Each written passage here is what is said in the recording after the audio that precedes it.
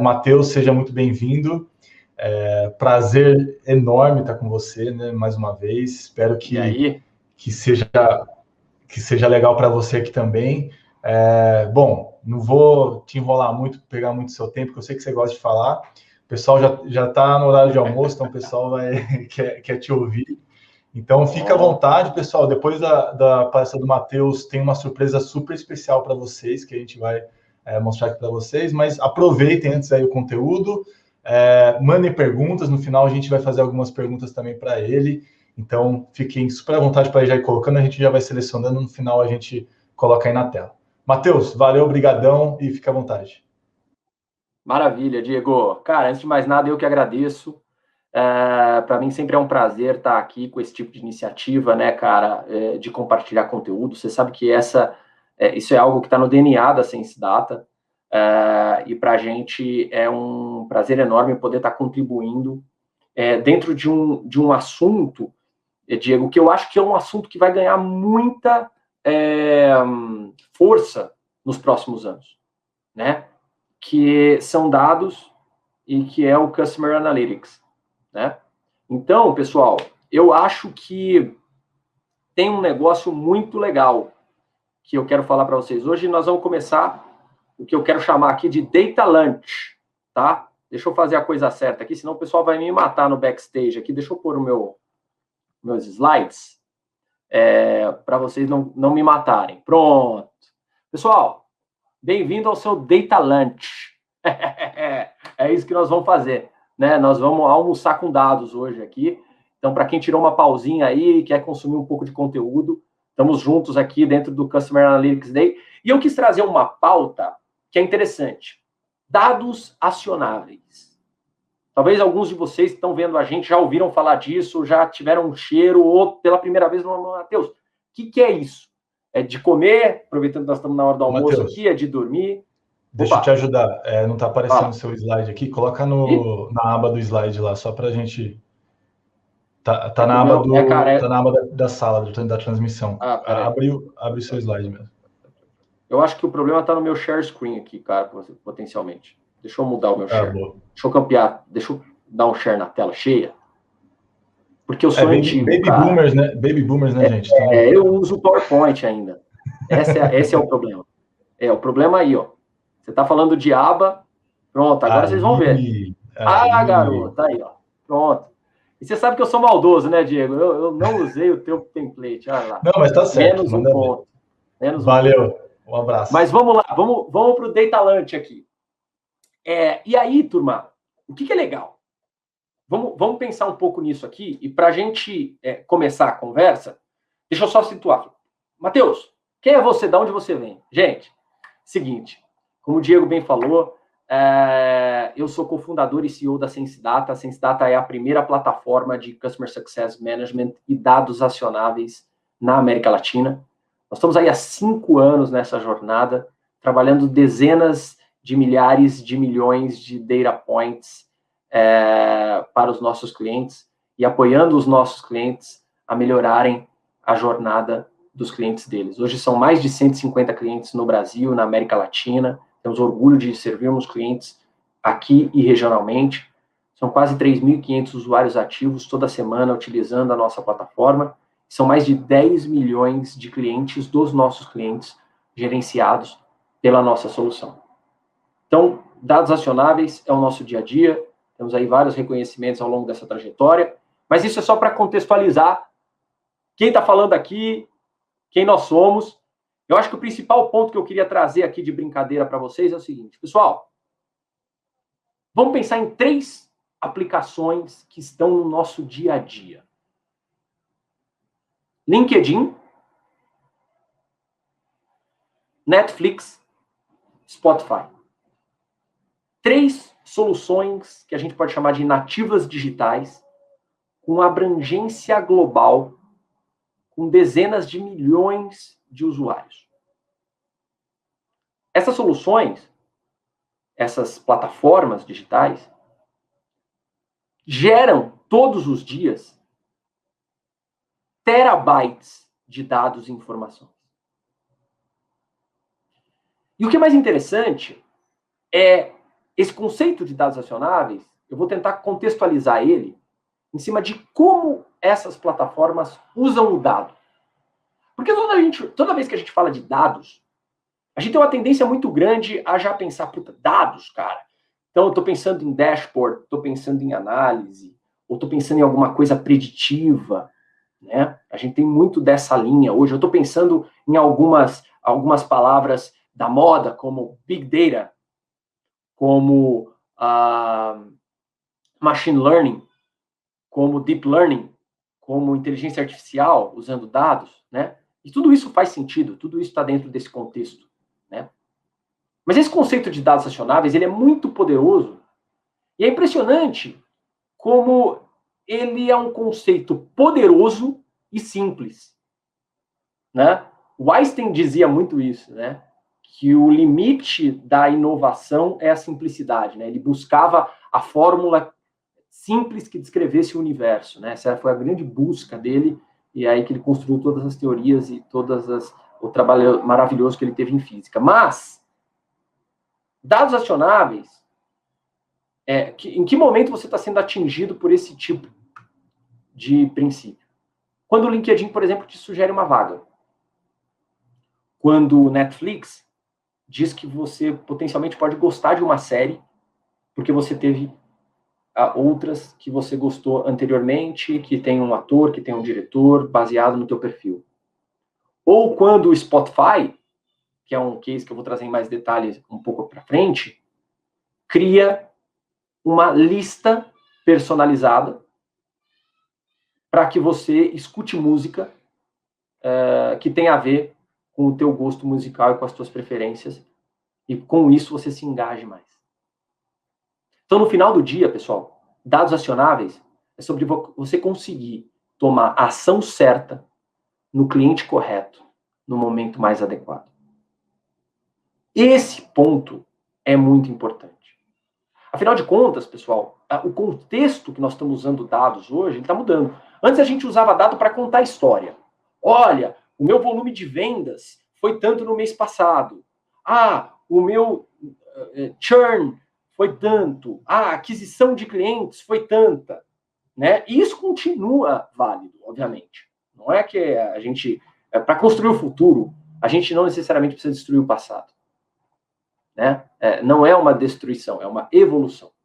Mas agora os dados eles estão construindo a história. As empresas têm o desejo de usar dado imediatamente. Né? Pensa em um e-commerce. Um e-commerce não vai esperar você trazer o dado, analisar num dashboard e falar: nossa, o Diego colocou esse produto no carrinho e não fechou a compra.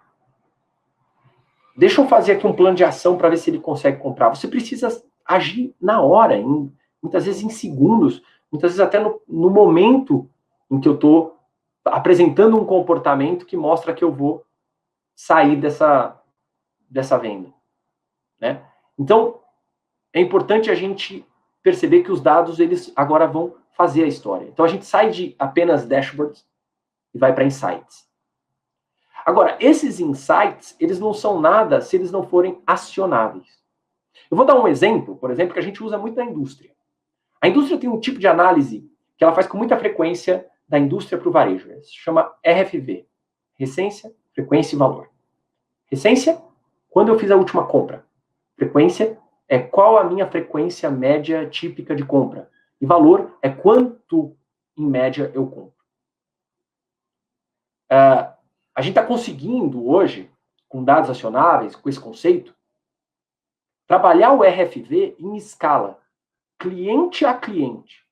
Antes, como a indústria fazia isso? Ela trazia, olhava uma média de um cluster, tomava algum plano de ação, analisava aquilo em 2 ou 3 análises, usando Excel, cruzando, fazendo PROC-V, cruzando CSV, etc. Vamos fazer um plano de ação aqui, e aí tocava esse plano de ação para depois ver o resultado na ponta. Hoje, a gente faz no dia seguinte. E pensa que quando eu estou falando de uma escala gigantesca, de dezenas de milhares de clientes, todo dia você tem um cliente que está na seguinte situação. Olha, esse cliente compra de 60 a 60 dias, faz 55 dias da última compra dele, o ticket médio é tal com tais produtos. Todo dia você tem cliente nessa situação. E você precisa acionar isso. Você precisa que a tua operação automaticamente interprete essa informação e tome uma ação. Né? A mesma coisa funciona? Vamos sair da indústria, vamos ir um pouco mais para a indústria SaaS, por exemplo. Esse cliente teve uma redução de 15% no engajamento de uso. Ele não está utilizando a minha funcionalidade que gera lock-in. Ele tem 2 chamados abertos acima do SLA. Ele está inadimplente e na última pesquisa de satisfação, o último NPS, ele entrou dentro da linha detratora. Você precisa fazer alguma coisa. Só que se você tem dezenas de milhares de clientes, você pode ter dezenas, centenas de clientes nessa situação todos os dias. Certo? Então, como é que você faz o dado trabalhar por você e não o contrário? Porque essa é a revolução atual. A gente precisa começar a fazer o dado trabalhar pela gente, o dado automatizar o processo. E a gente ter o trabalho mais nobre da gestão do relacionamento humano, que aí o humano faz diferença, da validação para ver se as configurações de jornada do cliente, por exemplo, de regras de negócio, de algoritmos, estão corretas e estão dando resultado, ao invés de ficar trabalhando pelo dado. É claro, gente, trabalhar com dados nunca é simples e nunca é fácil. Mas a gente precisa começar a ir para esse cenário. Né? E é interessante, porque o que a gente percebe no mercado, pessoal, é que a gente tem aí 3 grandes ondas de soluções de dados. Então, a primeira grande onda, a gente tinha ali o conceito do business intelligence, né? Plataformas mais monolíticas, as integrações de dados, ainda era uma infraestrutura local, né? E você tinha grandes BIs, às vezes muito departamentalizados, né? Aí você vem uma segunda onda que você tem a explosão de dados, você começa a ter meio que um caos, né? Você começa a ter questões de segurança, você começa a ter ao começo da era do Big Data, puta, como é que a gente trabalha grandes volumes de dados, a gente precisa de aplicações específicas para isso. E aí a gente vem para a terceira onda, né, que a gente chama de sistemas penetrantes, sistemas de insights, né, que são dados orquestrando o negócio, que são esses exemplos que eu vim dando para vocês até agora. Né, ou seja, o Netflix, o Spotify, o LinkedIn, a indústria, o teu negócio. Você não precisa ter alguém todo dia ali, mas deixa eu ver, ó, esse cara, ele tem essas competências e essa empresa tem essa vaga, acho que deu um match aqui. Você já não consegue mais fazer isso em alta escala. Então, você precisa desses dados orquestrando o negócio. Né? Soluções como a SenseData, Datadog, Insights, a gente está nessa terceira onda, né? Trabalhando o BI em si, o Analytics em si, ele já é uma realidade para as empresas. Agora, o que eu estou fazendo com esse dado? E é muito interessante quando a gente fala desse conceito de transformação digital que foi acelerado na pandemia. É muito interessante esse conceito, porque, veja, pessoal, eu vou para o interior, volta e meia, e eu gosto de comprar pipa com a minha filha para, né, aproveitar o espaço ali para empinar pipa com ela. E na pandemia, a lojinha de pipa perto da casa da minha sogra no interior fechou. Sabe o que o cara fez? Ele botou uma loja online. Né? Em 3 ou 4 dias. A gente tem vários clientes nossos hoje, que você pode construir uma loja online com 4, 5 cliques e no dia seguinte você está vendendo online. Agora, o que é essa mudança? Estou dando um exemplo, obviamente, de um pequeno varejo que a gente talvez nunca imaginou que tivesse a necessidade de ter uma loja online. Mas quando você começa a ter uma digitalização maior dos negócios, que está sendo promovida pela transformação digital, um dos efeitos imediatos disso, ou seja, do momento que você digitaliza processos, digitaliza operações, digitaliza produto, é um volume maior de dados disponíveis. Esse é um dos grandes diferenças, por exemplo, de você ter um e-commerce e um varejo físico. né? No e-commerce, você tem a informação da navegação, que produto foi avaliado, que produto chegou a ser colocado no carrinho, onde... ou seja, você tem um mapeamento daquela jornada de compra. Quando você vai para uma loja física, o que as empresas estão tentando hoje? Replicar esse tipo de coleta de informação na loja física. Então, botar câmera, identificar a pessoa, ver o que ela pegou na gôndola, por onde ela andou. Né? O que você está tentando replicar com isso? O tipo de informação que você tem na loja online. Isso é um exemplo, pessoal. No momento que você digitaliza, antes, você conseguia fazer o tracking do caminhão. Hoje você consegue fazer o tracking do item que está dentro da caixa, que está dentro do container, que está em cima do caminhão. Então, a granularidade da informação, o volume da informação é muito grande. Para vocês terem uma ideia, um carro autônomo consegue gerar 4 terabytes de dados dia com todos os sensores que ele tem disponível para conseguir se locomover de forma autônoma, né? Então, quando a gente fala, pessoal, de dados, é isso. Dados, insights e ações com propósito. E aí é muito interessante, porque esse propósito, pessoal, é muito importante que você consiga modelar esse cara. Tem hora, ou seja, tem grupos de clientes que agora você precisa tomar uma ação de relacionamento. Que tá mostrando o cenário, não tá legal. Tem grupos de clientes que agora é hora de você comercializar, ou seja, ação certa, cliente correto, momento mais adequado. Você fica feliz quando você recebe, por exemplo, uma ligação de um fornecedor tentando te vender algo que você já tem e que, inclusive, você não está satisfeito e que, inclusive, você fez uma chamada disso na pesquisa de satisfação ou no site da empresa, alguma coisa assim. Essa quebra de expectativa, de ação, ela destrói muito o relacionamento. E hoje, mais do que nunca, as empresas têm essa informação em mãos e têm formas de obter essa informação. Agora, elas estão usando? Aí é um outro aspecto.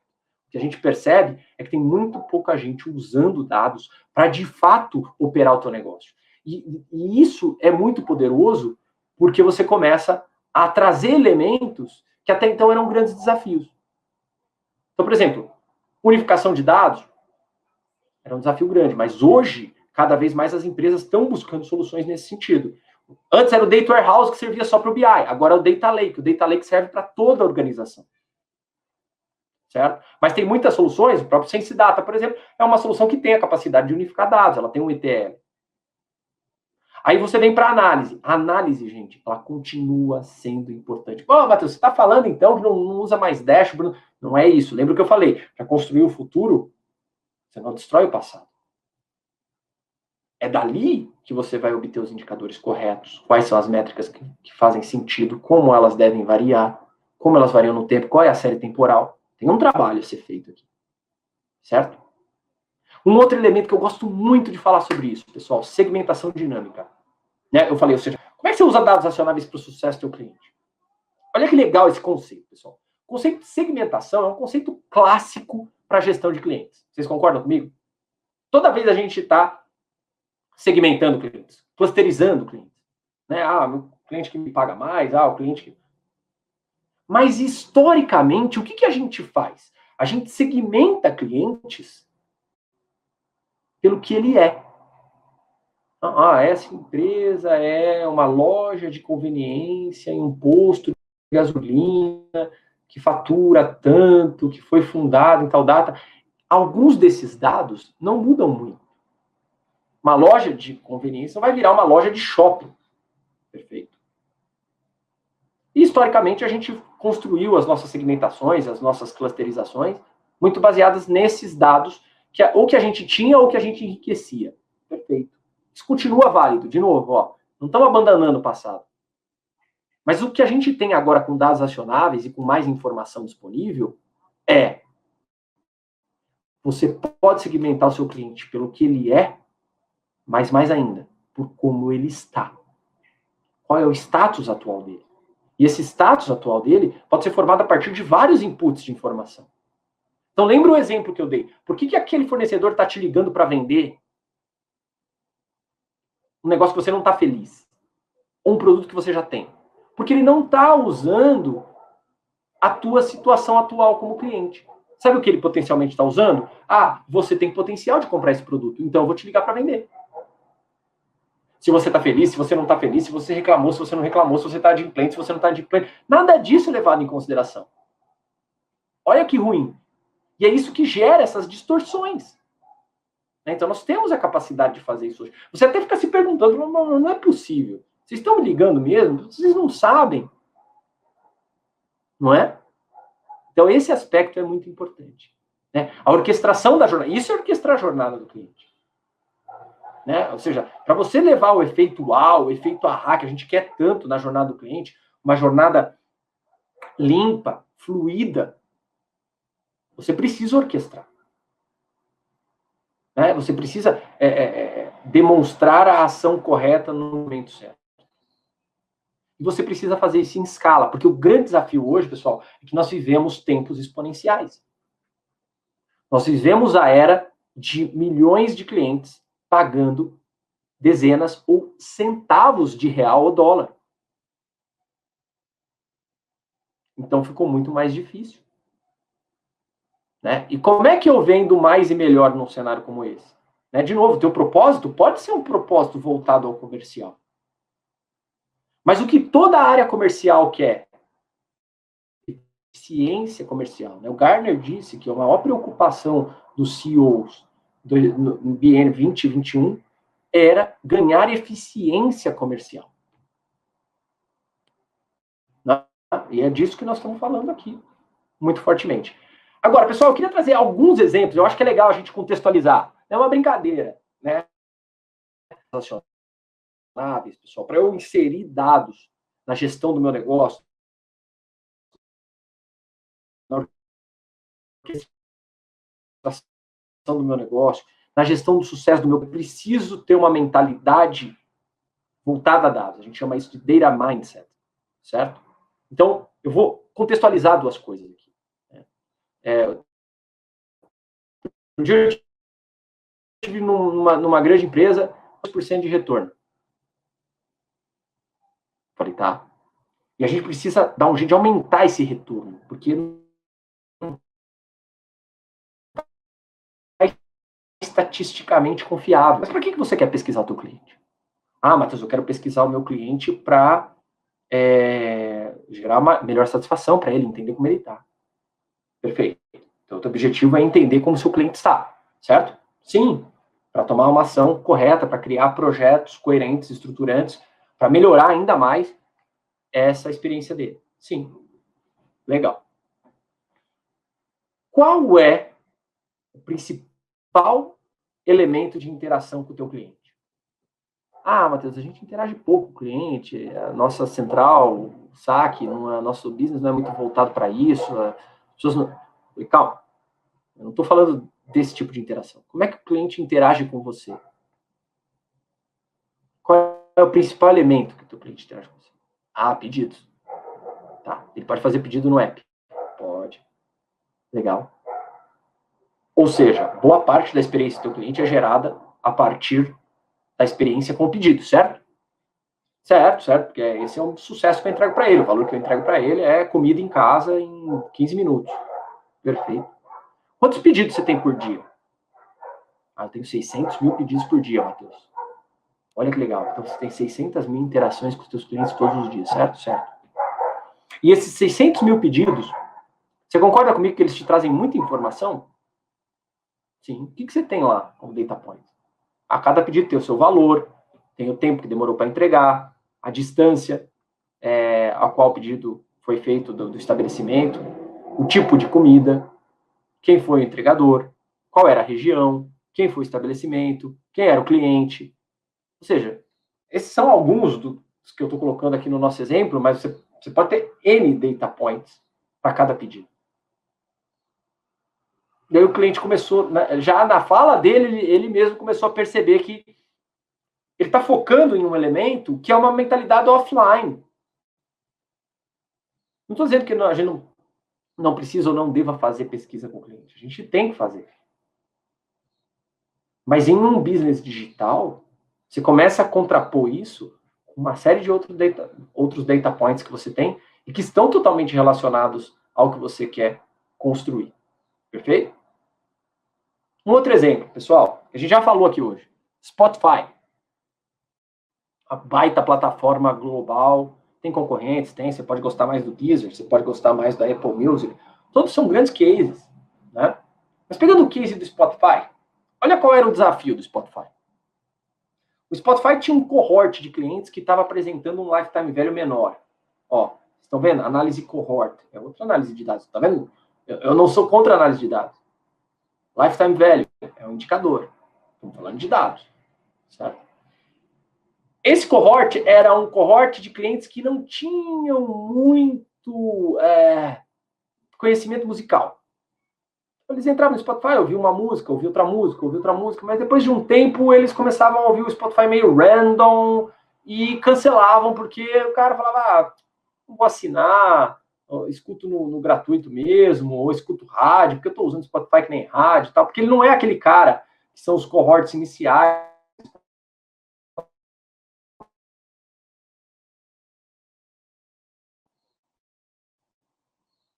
E quando o Spotify se deparou com esse desafio, nós estamos falando aí de uma empresa que tem 87 milhões de assinaturas, 191 milhões de usuários ativos, são 65 países, né?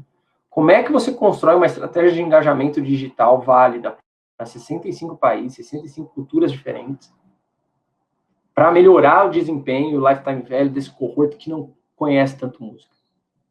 Aí a gente vem para aquele elemento que eu comentei com vocês, que é a personalização em escala. Super personalização em escala. Né? Spotify construiu o que ele chama de Daily Mix, que são as listas personalizadas de acordo com o teu país, a tua data de nascimento, as músicas que você já escutou na plataforma. E ele vai construir diferentes Daily Mix, porque eu me lembro, eu faço até uma brincadeira, né? Para quem é mais velho como eu me lembro quando foi inventado o gravador de CD. Aí o que a gente fazia? Nossa, gravador de CD. Você juntava tudo que era música que você gostava num CD só. Aí, de repente, você estava ouvindo um rock, você ia para um funk, vinha para um sertanejo. O que acontece, pessoal? 3 semanas depois, você não aguentava mais ouvir aquele CD. Certo? Para que isso não aconteça com o Daily Mix, os Daily Mix, eles são também segmentados por tipo de música, por tipo de conteúdo, para que, né, hoje eu estou no mood de concentração, tá? Vou ouvir essa Daily Mix minha aqui, que é mais tranquila. Não, hoje é sexta-feira, vou ouvir essa aqui, que é mais pancada. Então, as pessoas têm, né, o perfil também de música que eles querem ouvir, e o Daily Mix precisava respeitar, não só predileções pessoais, mas também não juntar tudo num balaio de gato só, e te dar sugestões, né?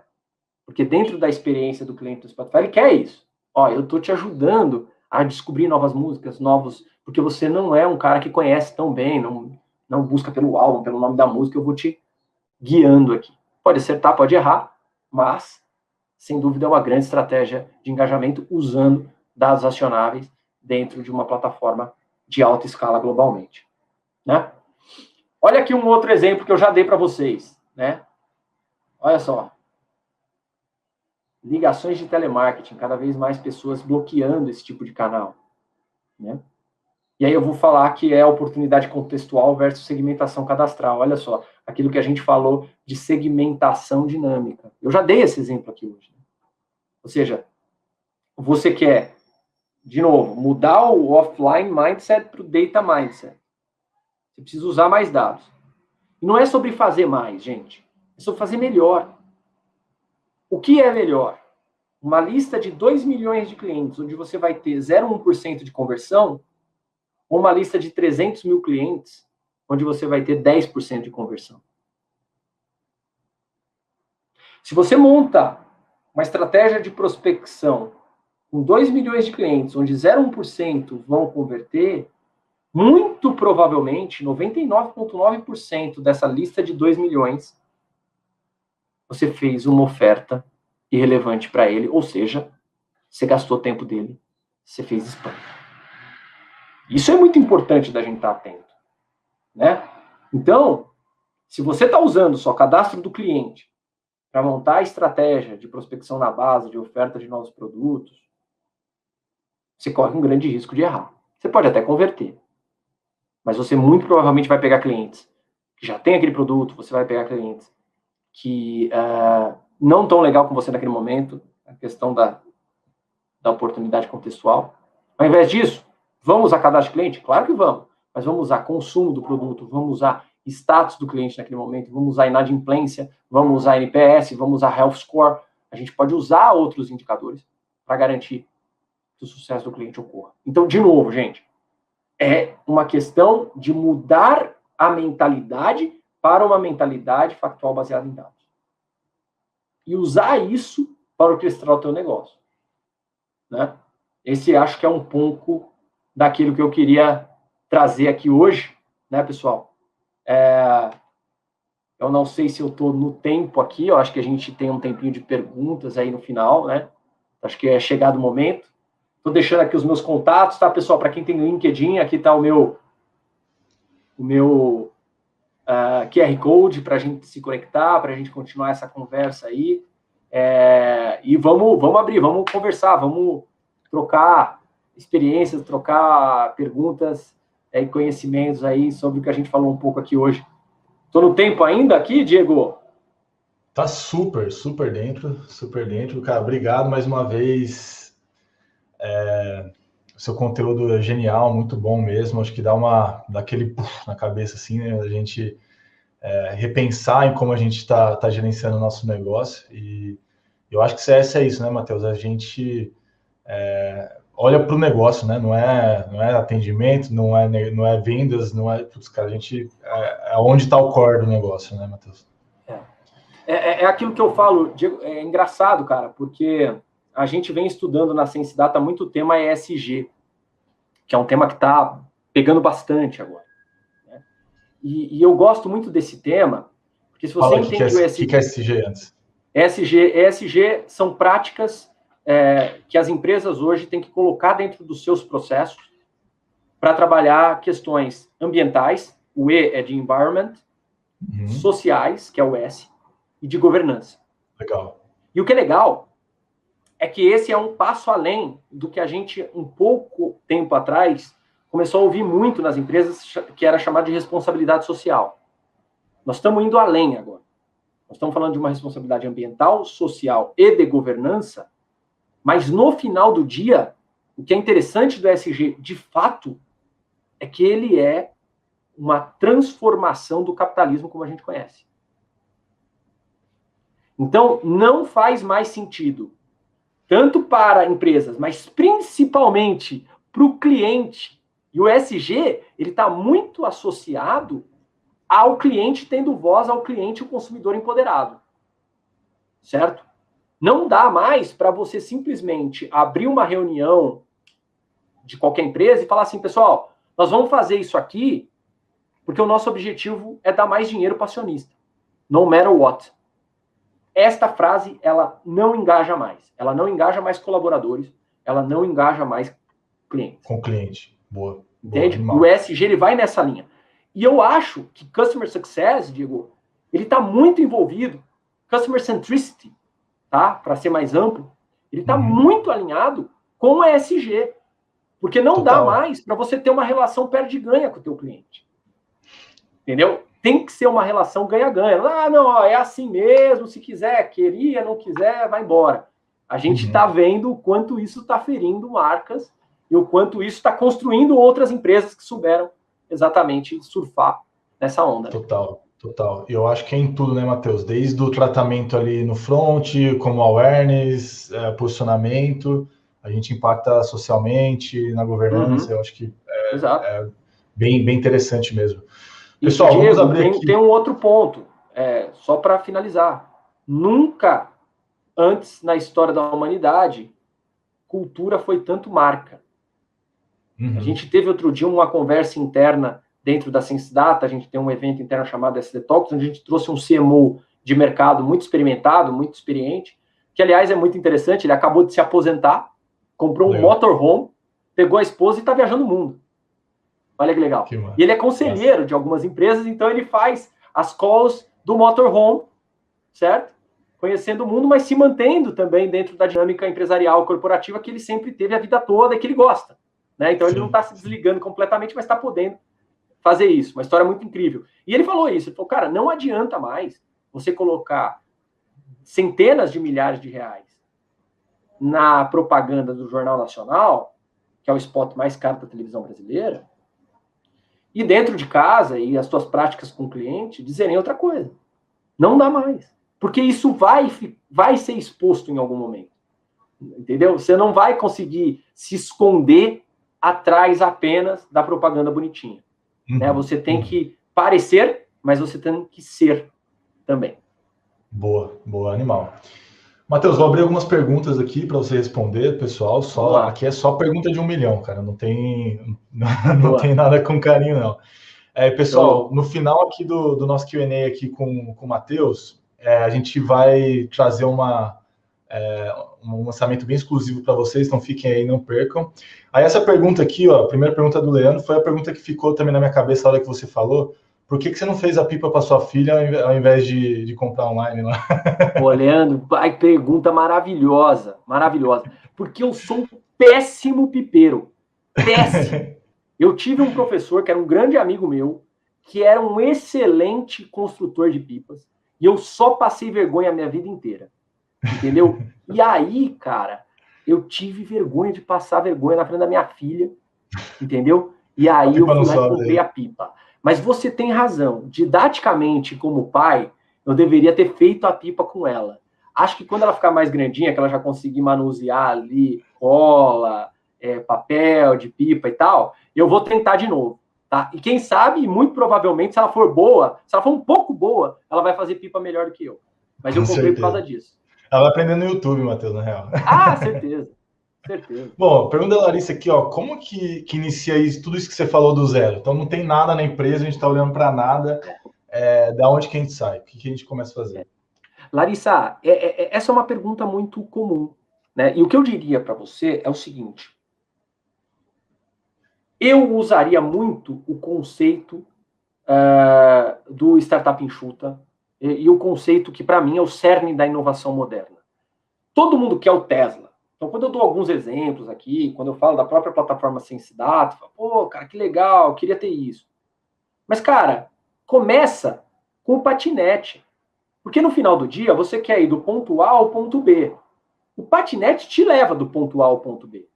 Talvez ele não te leve com ar-condicionado, ele não te leva com direção automática, ele não te leva tocando a música do Spotify que você gosta, mas ele te leva. Então, monte pequenos passos. Tá, o que eu preciso medir agora? Eu acabei de começar uma empresa. Cara, não adianta você medir métrica de retenção. Você não tem cliente. Você tem que começar a medir métrica de quê? De marketing, de conversão, de funil, de vendas, de ticket médio. Opa, estou começando a construir minha empresa. Né? Ah, legal. Só que, quando eu coloco o cliente, aí eu tenho que começar a me preocupar com o quê? Qual que é a primeira atividade da jornada do cliente pós-contratação? Geralmente, onboarding. Onboarding, ativação, setup, treinamento, chame como quiser. Pode ser self-service, pode ser como equipe. Pegamos genericamente.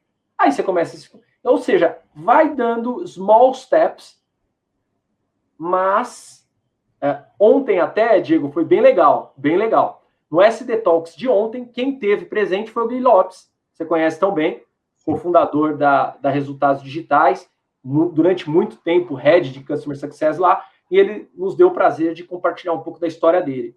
E eu fiz uma pergunta para ele. Falei, cara, o que você teria feito diferente? Né? Porque hoje você sabe o que você não sabia. A gente nunca sabe o que a gente não sabe. Ele até falou isso. Falou, pô, Matheus, duro que a gente nunca sabe o que a gente não sabe. Exato. Mas ele foi muito pragmático em uma resposta. Ele falou várias coisas, mas uma resposta ele foi pragmático. Falou, cara, eu teria estruturado o Ops com 10 pessoas na equipe. Eu fui estruturar o Ops depois de 50. E Ops tem tudo a ver com dado acionável. É o que a gente falou aqui hoje. Total. Boa. Eu concordo. Assim, até no negócio também, né? Putz, a gente acabou de contratar aqui, a gente está exatamente com 10 pessoas no time. E eu acabei de contratar uma pessoa para dados. Isso. E assim, tava tudo em mim, assim, eu falei, cara, não tenho tempo de fazer um negócio decente, tá? Tá ficando legal, né? Daí eu fui atrás, eu acho que essa vai ser uma boa virada aqui pra gente também. Porque o que acontece é isso também, Diego, esse ponto, né? De trazer as pessoas certas com os conhecimentos corretos. Porque Sim. Você pode, em dados, se você está limitado na análise, às vezes essa limitação é sua. Se você traz um cara mais parrudo, com mais conhecimento, com expertise de fora, você tem uma chance grande de acelerar a qualidade. Bom, aí tem vários benefícios. Total. Boa. Tiago falou aqui, ó, você falou de inadimplência e ele perguntou se isso entra no Health Score, como que entra, tal. O que você tem a dizer sobre isso? Tiago, depende do quanto isso é relevante para o teu negócio. Aí, por isso que eu te falo que a análise ela é prévia à orquestração. O que eu estou querendo dizer com isso, cara? Pô, Matheus, a gente fez uma análise e percebeu, como eu já vi vários clientes me dizendo, que, cara, o cara atrasou 2 boletos, é cancelamento. Ou seja, se inadimplência mostra ou parece ter uma correlação direta no teu business com insatisfação, com possível cancelamento, você tem que trazer isso para o Health Score, você tem que trazer isso com um peso grande para o Health Score. Agora, Matheus, sabe o que é? Cara, eu vendo um software enterprise com um contrato gigante, o cara paga uma vez por ano. Cara, inadimplência não é nada. O cara vai pagar. Entendeu? Então depende do business, Thiago. Se você encontrou essas correlações, ele deve fazer parte com um peso significativo. E não só... um ponto importante, pessoal, falando de dados novamente. A nossa experiência de 5 anos, terabytes de data points dentro do Sense Data com vários clientes de diferentes segmentos. O que eu posso afirmar para vocês é que Health Score não é nada sem disparador. Você precisa de Health Score e trigger. O que eu estou querendo dizer com isso? O cara deu um NPS ruim e entrou em inadimplência, o NPS ruim, ele abaixou o Health Score e a inadimplência é o trigger. Ação. Boa. Cliente não muda de status sozinho. Você precisa tomar uma ação. Pode ser até digital. E é testando ali, né, Matheus? Putz, será que faz sentido? Então, cria hipótese, testa, né? Exato. Boa. Pergunta da Gisela Matos. Ela pergunta de 1 milhão aí, né? Por que as empresas, então, não olham para isso? Por que a gente ainda tá em empresas que vai tudo no empírico e para onde que a onda leva aí? Gisela, esse é o mesmo motivo pelo qual muito governança de banco achava que você não podia trabalhar de casa antes da pandemia. E na hora da pandemia, os caras botaram dezenas de milhares de pessoas em casa trabalhando, inclusive teu gerente de banco. É mentalidade. Entendeu? É mentalidade. Por isso que eu dei aqueles exemplos falando de mentalidade offline e mentalidade de dados. E é por isso também que a gente tem que construir e não muitas vezes esperar de cima.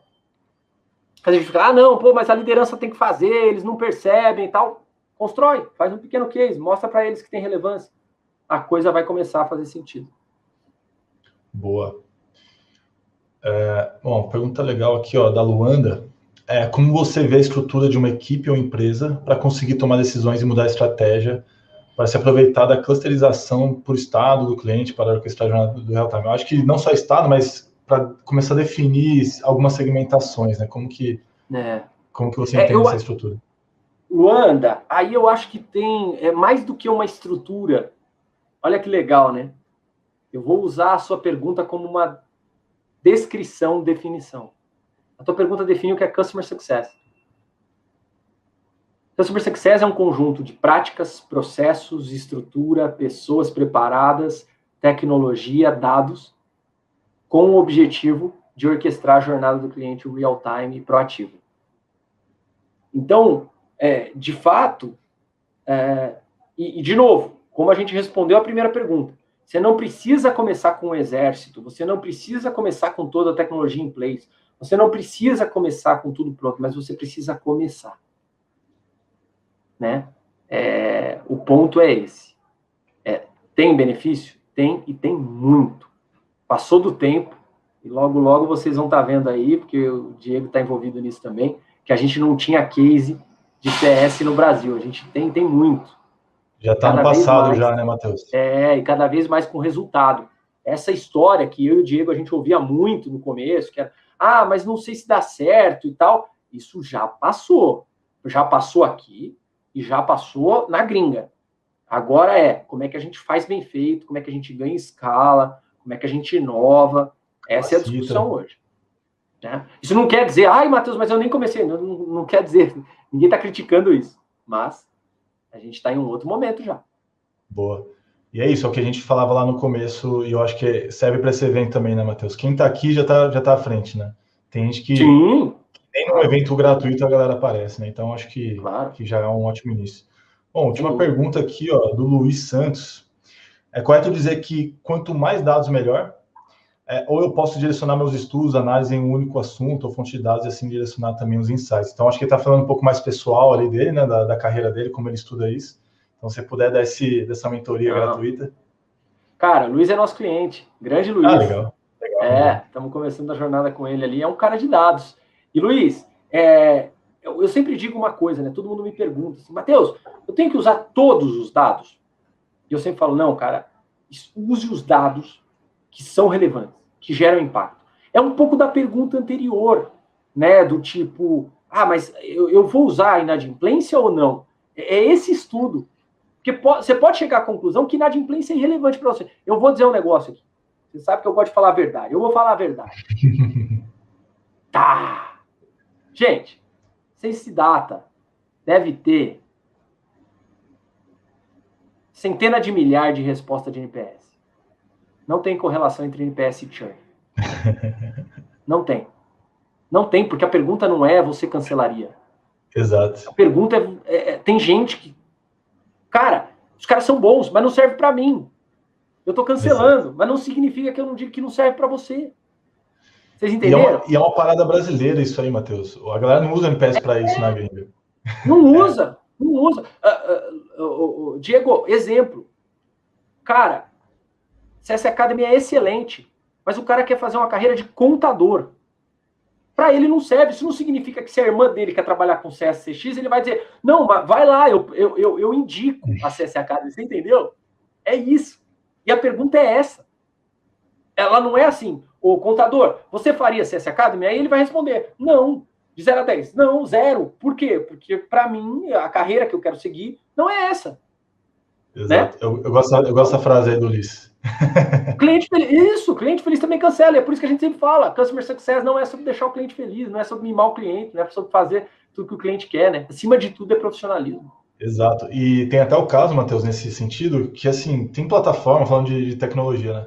Que ela vai até um limite, ela atende SMB e assim, ela aceita esse churn até, né? Fala assim, cara, você crescer demais com a gente e tal, pode ir embora, feliz. Maravilhoso isso, Diego, porque assim, cara, teve um cliente que uma vez ele falou, Matheus, é incrível te dizer isso, mas o sucesso do meu cliente é ele churnar comigo. Olha que loucura, olha que business. Exato.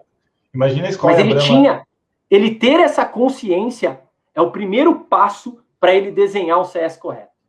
Mas era isso mesmo. Porque o que ele estava falando? Eu vou ajudar o pequeno empreendedor a crescer.